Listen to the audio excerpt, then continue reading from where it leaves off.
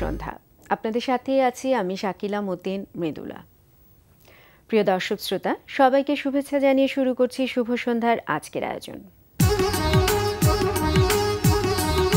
আজ শুভ সন্ধ্যায় থাকছে চলতে থাকা প্রদর্শনী এনটিভি হাইলাইটস এবং জনপ্রিয় গীতিকার আহমেদ রিজভির সঙ্গে আলাপচারিতা।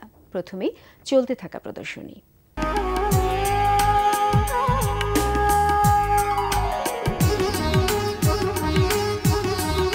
জানিয়ে দিচ্ছি চলতে থাকা চিত্রকলা প্রদর্শনী ও বইমেলার সময়সূচি। বাংলাদেশ শিল্পকলা একাডেমির জাতীয় চিত্রশালায় অনুষ্ঠিত হচ্ছে 20তম নবীন শিল্পী চারুকলা প্রদর্শনী। প্রতিদিন সকাল 11টা থেকে রাত 8টা এবং শুক্রবার বেলা 3টা থেকে রাত 8টা। এই সময় প্রদর্শনী চলবে 9 জুন পর্যন্ত। গ্যালারি 21-এ অনুষ্ঠিত হচ্ছে অসীম হালদার সাগরের শিল্পকর্ম প্রদর্শনী মুভিং রুটস। প্রদর্শনী প্রতিদিন দুপুর 12টা থেকে রাত 8টা। এই সময় চলবে 3 জুন পর্যন্ত। গুলশান বেঙ্গল আর্ট লাউঞ্জে প্রদর্শিত হচ্ছে শিল্পী আনিসুজ্জামান সোহেলের একক চিত্রকলা প্রদর্শনী অন্তরঙ্গ ভয়। প্রদর্শনী প্রতিদিন দুপুর 12টা থেকে রাত 8টা। এই সময় চলবে 4 জুন পর্যন্ত। শাহবাগ জাতীয় জাদুঘরের নলিনীকান্ত ভট্টশালী গ্যালারিতে প্রদর্শিত হচ্ছে রবীন্দ্রনাথ ঠাকুরের চিত্রকলা প্রদর্শনী সকাল 11টা থেকে বিকেল 5টা। এই সময় প্রদর্শনী চলবে 31 মে পর্যন্ত। চেতনার জাগরণে বই এই স্লোগান নিয়ে বাংলাদেশ শিল্পকলা একাডেমির জাতীয় চিত্রশালার প্লাজায় অনুষ্ঠিত হচ্ছে ঢাকা বইমেলা 2016। বইমেলা চলবে 31 মে পর্যন্ত। এবার এনটিভি হাইলাইটস।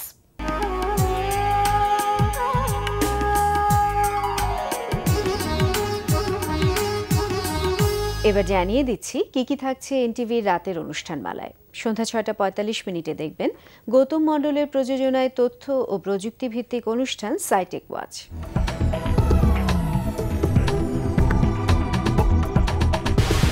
রাত 8:20 থাকছে আবুল হায়াতের পরিচালনায় ধারাবাহিক নাটক আকাশের ওপারে আকাশ। আচ্ছা, আপনি কোনো বিউটি কন্টেস্টে অংশগ্রহণ করেননি কেন? কেন? তাহলে নির্ঘাত ফার্স্ট হতে। আপনি কিন্তু এখন আমার সাথে ফ্লার্ট করছেন। না হয় করলাম। রাত 9টায় দেখবেন আলফ্রেড খোকনের প্রযোজনায় ফারহা শারমিনের উপস্থাপনায় সঙ্গীতানুষ্ঠান তারায় তারায় রচিত।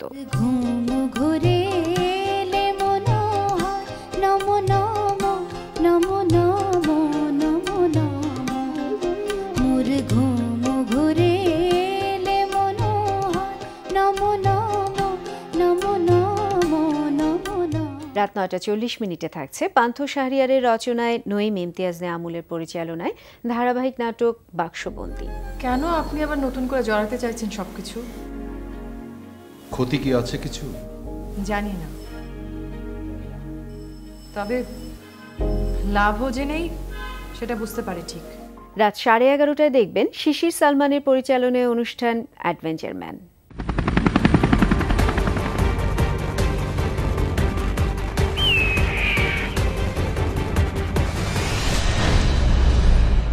রাত 12:10 রয়েছে টক শো এই সময়।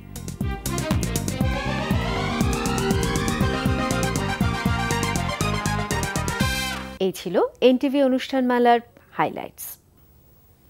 এরপর আসছি আলাপচারিতায়।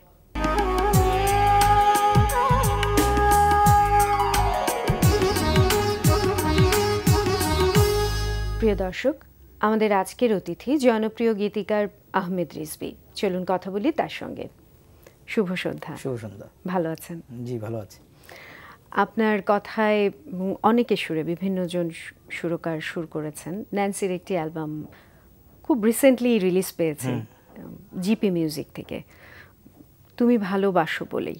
জি, সবগুলো গানই তো সেখানে আপনার, এবং ন্যান্সি খুব জনপ্রিয় একজন শিল্পী, নিশ্চয়ই খুব ভালো লাগছে আপনার।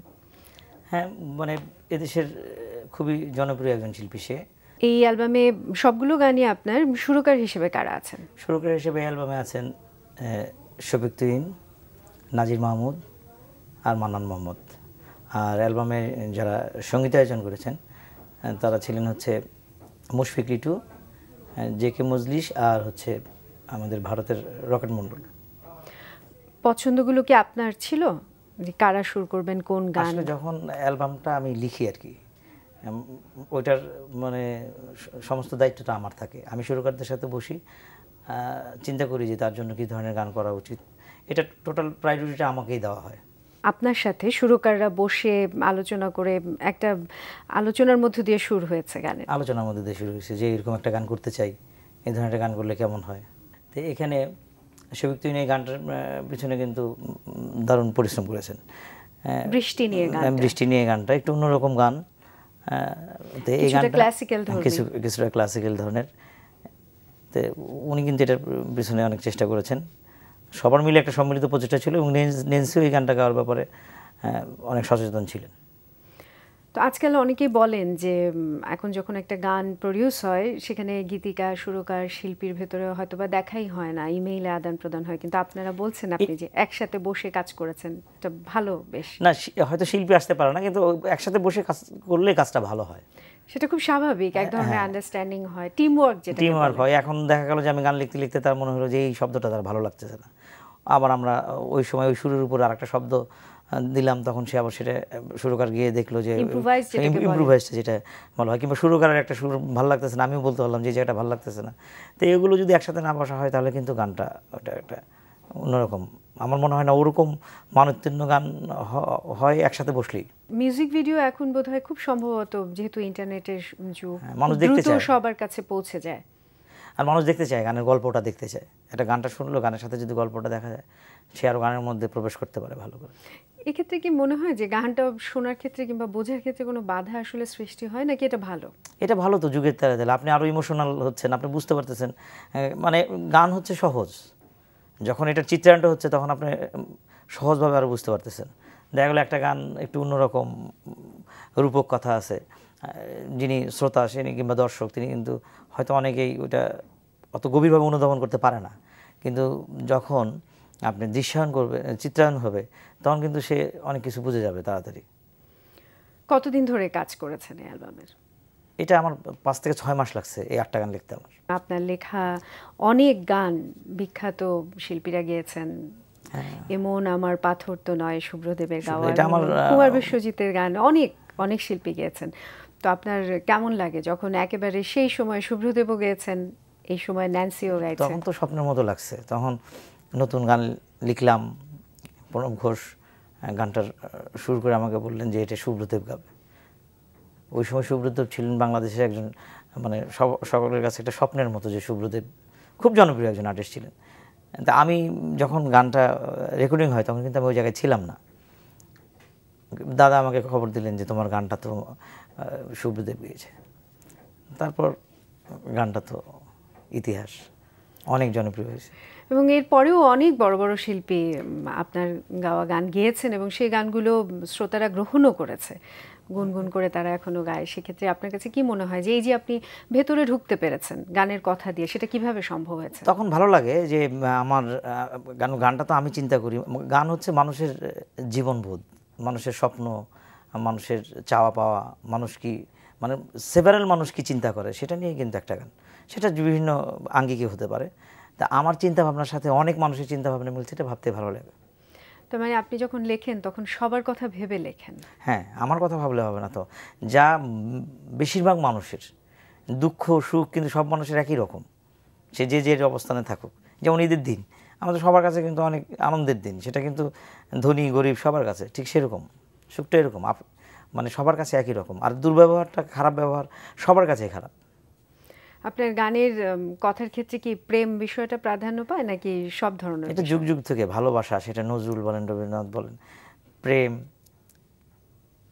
মানে মানুষের জীবন নিয়েই তো গান। মানুষের জীবনের সাথে প্রেম, ভালোবাসা, অভিমান, বিরহ এগুলোই তো ওতপ্রোতভাবে জড়িত থাকে। বিরহের গানগুলো মানুষকে কেন বেশি টানে?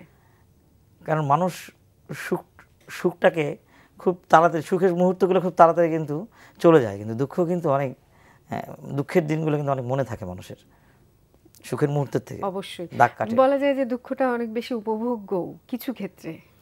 উপভোগ্য যাই না, যে দুঃখ পায় সেই তো বোঝে, উপভোগ্য না তখন কষ্টের, কিন্তু দুঃখকে জয় করতে পারলে তখন সেটা উপভোগ্য হয়। আপনার কাছে জানতে চাইছি যে গান লেখা যখন শুরু করলেন, যেটা বললেন যে শুভ্রদেব গাইলেন, তখন অনেক আগে প্রথম যে গান লিখবেন, গান লেখাটাকেই পেশা হিসেবে নেবেন, এই চিন্তাটা এবং এই শক্তিটা, এটা একটা মানসিক শক্তির বিষয়, সেটা আপনার ভেতরে কিভাবে এলো? আসলে কখনো একজন মানুষ শুরুতে কিন্তু কখনোই এই গান কিংবা কবিতা এগুলোকে পেশা হিসেবে চিন্তা করে না, কিন্তু সময়ের পরিবর্তনের সাথে সাথে সেগুলোর সাথে মিশে যায়। আমি কিন্তু শখে লিখতাম, প্রথমে কবিতা লিখতাম, পরে গান লিখেছি। গান মানুষ গেয়েছে, জনপ্রিয়তা লাভ করেছে, তখন আস্তে আস্তে এটার মধ্যে আমার প্রবেশ। ভালো লাগা এবং যখন দেখলেন যে সবাই ভালোবাসছে তখন আরো বেশি দায়বদ্ধতাটা আরও বেশি বেড়ে গেল। দায়বদ্ধ। প্রথম যে কবিতা লিখতেন আপনি বললেন যে সেটা কি ছোটবেলা থেকেই? 7-8 থেকে আমি খুব বই পড়তাম, গল্পের বই পড়তাম, কখনো কখনো কবি মানে কবিতা লিখবো কিংবা গল্প লিখবো, মানে এইসব বিভিন্ন আঙ্গিকে আমার ঘোরাফেরা থাকতো, স্বপ্ন ছিল।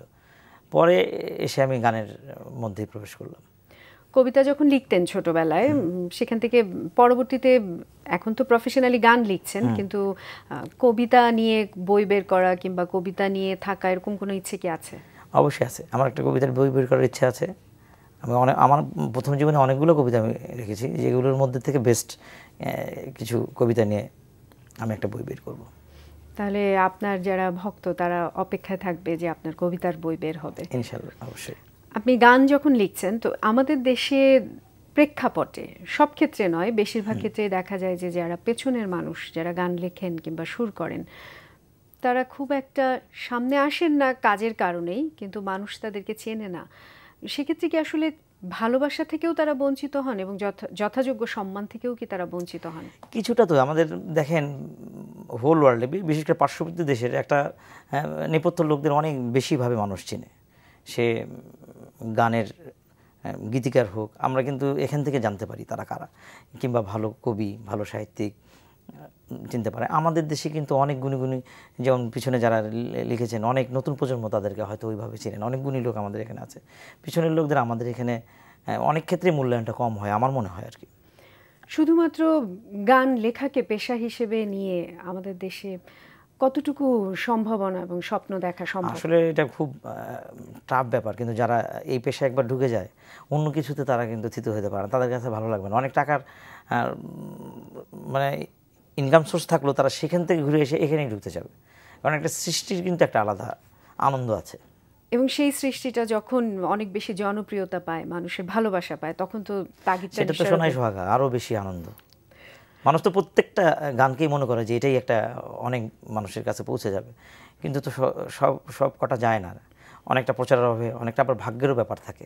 আপনি যখন গান লেখেন, যেটা বললেন যে শিল্পীদের মাথায় রেখে লেখেন, এছাড়া কখনো কি এরকম হয় না যে আপন মনে লিখছেন, সেটা কবিতা হোক গান হোক, সেটা তো প্রথমে নিশ্চয়ই তো আপন মনেই লিখি, তারপর লেখার পরে চিন্তা করি এটা কাকে দিয়ে গাওয়ালে ভালো হবে। আপনার কাছে জানতে চাইছি যে এই যে গান লেখা এবং গান সুর করা যারা করছেন, আপনি যেটা বললেন যে অনেক ডিফিকাল্ট একটি কাজ, কিন্তু তারপরেও এখন নিচ্ছে অনেকেই পেশা হিসেবে, এই প্রজন্মও নিচ্ছে। আপনার কাছে কি মনে হয় যে কালজয়ী গান যেগুলো হয়েছে, অনেকেই বলে যে এখন লিরিক ভালো না কিংবা সুর হারিয়ে যাচ্ছে, এটা কি আসলে সত্য? এটা ভুল কথা। এটা একটা, আমি আপনাকে একটা জাস্ট উদাহরণ দিতে পারি। প্রতিটা মানুষের শৈশব কিন্তু অনেক আনন্দের। সে যখন তার বৃদ্ধ বয়সে গিয়ে সে তার শৈশবের কথা চিন্তা করে।